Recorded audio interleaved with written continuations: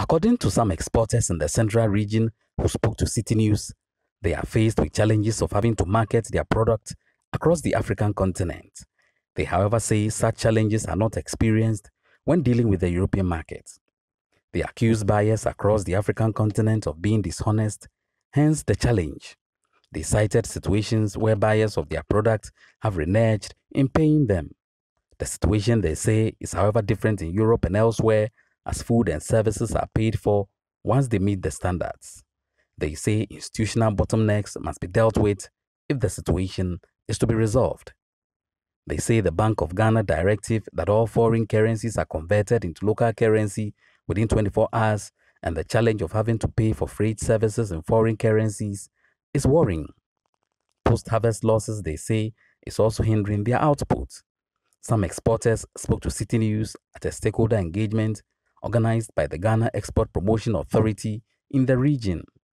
I would find it difficult to sell my products to a neighboring country, especially any part of Africa, because the trust alone is not there. Whenever I ship my goods to Europe, I'm 100% sure that my money will be repatriated to me. But I cannot say the same thing about our neighboring countries. Maybe there should be a way for the government to do verification and give us companies that are in good standing that we can work with. Without that, it will be very difficult. The Europeans have a track record. We have been sending our products every time and we get paid. Provided you meet their standards, you are sure of your money coming back. The shipping lines, they don't charge in cedis, they charge in dollars and euros. Because they are not Ghanaian companies, so it's understandable. But then we, the Ghanaian companies that are shipping, we have to look for dollars to pay the ocean freight. You talk to your bank, they tell you, Bank of Ghana say, we can't give you your own dollar. But meanwhile, I'm not taking the dollar to my house. I'm using it to pay a shipping company to ship another container, to bring more dollars to the same bank. And they will not allow me. So they will try to change it, give me an exchange rate of their choice. They'll take the cedis. They'll go to the street and go and buy from anywhere I get my dollars and go and pay, and the money comes back to the government. It's a serious challenge. Vessel arrival times, are not too frequent, and that's a challenge. But we are hoping that can be improved. The other challenge of concern has to do more with payment for our services. I mean, the freights are paid for in foreign currency. So then if you don't have foreign currency, then you can't pay. If you're an existing exporter, then you already would have your own foreign currency, which is supposed to be lodged with the bank.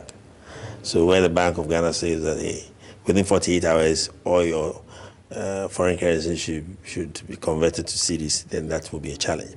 There's a lot of fruits falling.